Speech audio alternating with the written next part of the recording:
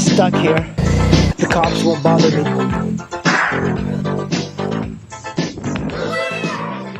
Bad news, guys. I wanted to sell the Ninja 250, but I ended up selling this one. I had a guy come over and I was really trying to steer him over to the Ninja 250 here. He's a new rider, but he picked this one instead, so I am going to be delivering it for him. Oh man, this is the last ride I'm going to get on the nc700. Oh, what a shame. So what happened was I had a guy who's a new rider, doesn't even know how to ride, and he came over and he wanted to look at the NC, so that was kind of like a bad thing. But I wasn't really serious about selling this bike. I don't know, I really like it and I wanted to keep it, but I'll be making a slight profit on this bike because I bought it cheaper than what I'm selling it for, and he knows he needs to get new tires.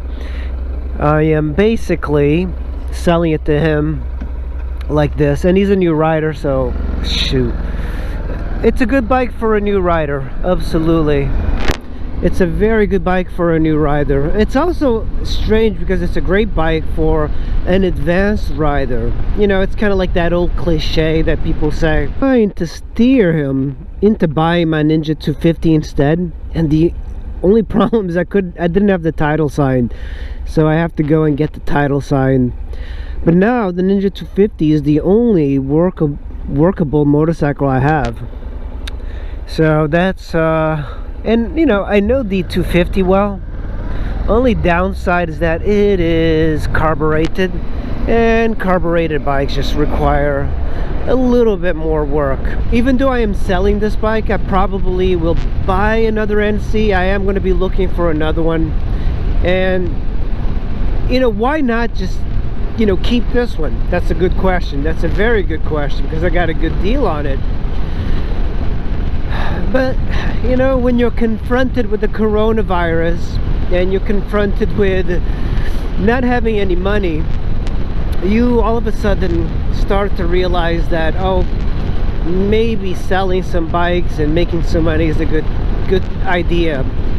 And I do have the Ninja 250 to ride around, and I have the new Honda Shadow I picked up.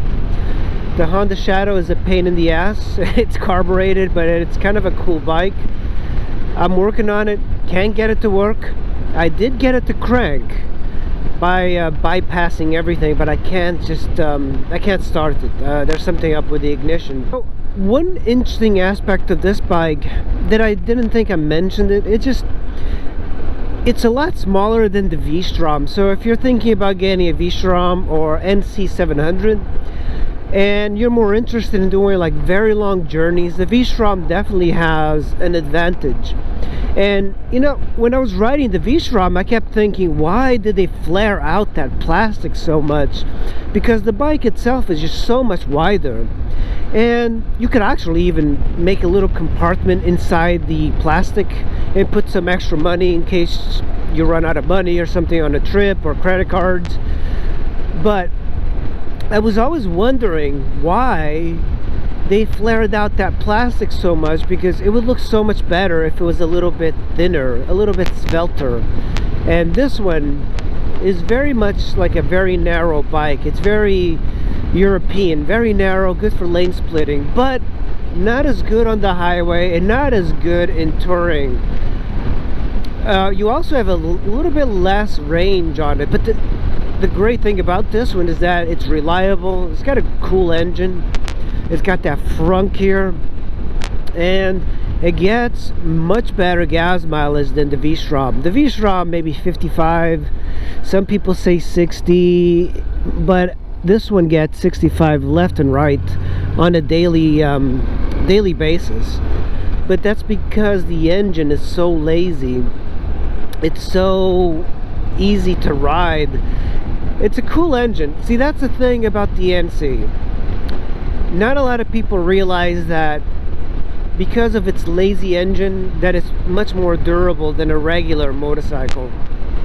It's almost like V-twin or cruiser-like speed, big big sort of maxi scooter type of power. And I think this motor is being put on a lot of Hondas because they realize that it's a fantastic platform for just about any bike.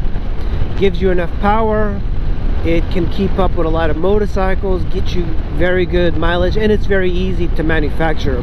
That's some of the reasons you should pick the NC over the V-Strom. But I think as a all-around bike, the V-Strom is still a much better bike. This bike is just terrible on the highway, just terrible. And the suspension is not that good. For a bike that it's a little bit expensive, I would have appreciated a little bit better suspension.